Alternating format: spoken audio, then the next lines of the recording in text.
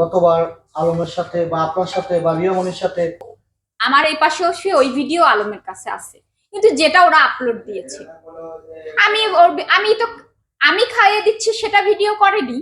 রিয়ার ওইটা অ্যাক্টিং করে আমি রিয়ারেও খাইয়ে দিছি, যে সময় কক্সবাজার আমরা যাই রিয়া আলম দুইজনকে আমি খাওয়াই দিছি।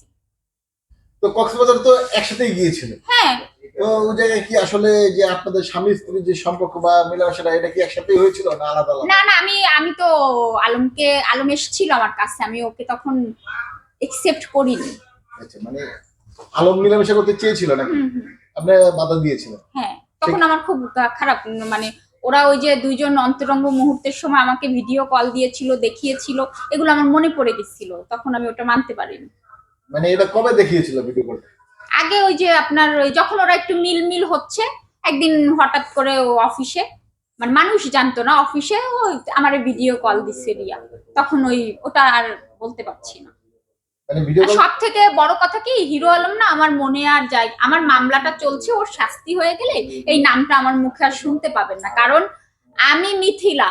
হিরো আলম, তুই যদি এই ভিডিওটা দেখিস, তুই জীবনে বহুত মেয়ের সাথে অন্যায় করেছিস।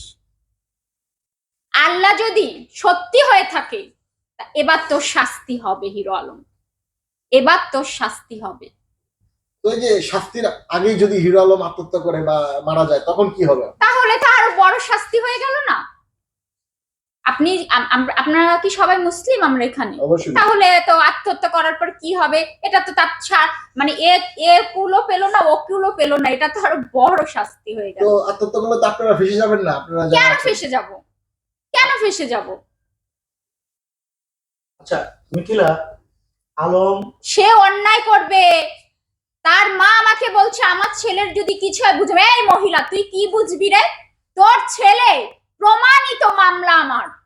এই মহিলা, হিরো আলমের মা, তুই তুই আমাকে বলিস তুই প্রমাণিত মামলা, তোর ছেলে আমার সঙ্গে সংসার করেছে। এই মহিলা, তুই তো জানিস, তুই তো নামাজ কালাম পড়িস না, এই অসভ্য মহিলা, তুই তো জানিস যে তোর ছেলের সাথে আমার সংসার, তাহলে তুই কিভাবে, এই তোর ছেলে কত মেয়ের জীবন নষ্ট করছে, শাস্তি হবে না?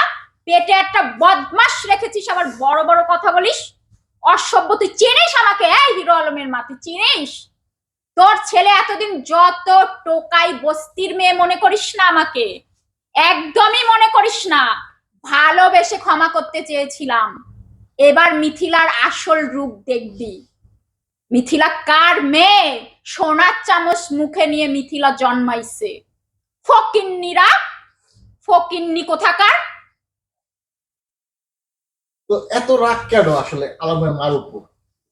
বলে কি করে? ও ও তো আমার জুতা টানার অকাত রাখে না। ওই মহিলা আমাকে বলে আমার ছেলে, তোর ছেলে তো রাস্তায় জুতা পিটা করা উচিত। এই তোর ছেলের কি আমার এই জুতার দাম আছে? তোর ছেলের টোকাই কোথাকার, টোকাই। তো আলমের মা আপনাকে কি বলেছিল আসলে?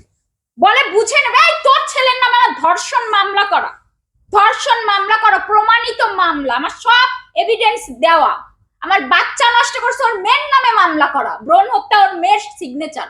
ওরা কি মনে করে এটা কি এই এটা কি মগের মুল্লুক পাইছিস নাকি? বুঝিস ধর্ষণ মামলা কি? অসভ্য মহিলা, মূর্খ। আমি আমি না, আমার মাথা ঘোরে মাঝে মধ্যে, যে এই লোকটাকে, এই ছোট লোকটাকে আমি একসময় ভালোবেসেছি, এটা মনে করলেও আমার নিজের প্রতি নিজের ঘৃণা হয়। মিথিলা, আলম, হিরো আলম, রিয়ামনি